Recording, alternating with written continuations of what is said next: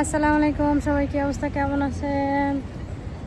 আজকে আইছিলাম একটু পার্কে আইছিলাম, তো আপনাদের একটা জিনিস নিয়ে দেখাই। পার্কে চলেন, বললাম যে একটা জিনিস দেখাবো। আসছিলাম একটু কর্নেশে, তো আসলে কি বলবো আর, আমাদের বাংলাদেশে তো আমি দেখছি যখন আমি ছোটো ছিলাম, তো আমরা যখন মনে করেন গরমকাল আসতো নাকি শীতকালে সঠিক মনে নাই, খেজুর যখন পাকতো তখন আমরা কুড়াইতে যাইতাম খেজুর, এত ছোট ছোট খেজুর। তো আপনাদের একটা জিনিস দেখাই,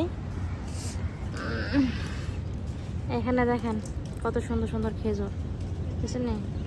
এদের আসলে মিষ্টি আছে।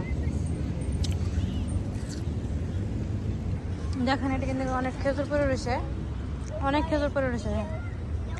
আর খেজুর গাছটা দেখবেন না, দেখছেন না কত সুন্দর একটা খেজুর গাছ, একদম নিচে এটা একদম। আর এই দেশে কিন্তু খেজুর আপনার কেউ খায় না মতলব গাছের যে খেজুরগুলো আছে না, এগুলো সব কিন্তু নিচেই পড়ে নষ্ট হইব, কেউ নিত না, এদেশের সরকারও নিত না, এগুলো সব নিচে পড়ে থাকে, বুঝলেন? এগুলো সব নিচে পড়ে থাকে, কিন্তু খাইতে মিষ্টি আছে এখন। আর মনে হয় 15-20 দিন পরে এগুলো খেজুর আরও বড় হইব, এত বড় বড় হইব বলার বাইরে। দেখেন দুবাইতে আপনার এমন অবস্থা, এখানে পুরো আপনার খেজুর বাগান আপনার দেখায়। দেখেন এখানে কিন্তু সব খেজুর বাগান, এখানে সব গাছে খেজুর আছে, সব গাছে খেজুর পাকবো আর 15-20 দিন পরে মানে পাকবো, একদম বড় বড় হয়, একদম কি বলতাম, অনেক বড় বড়। তো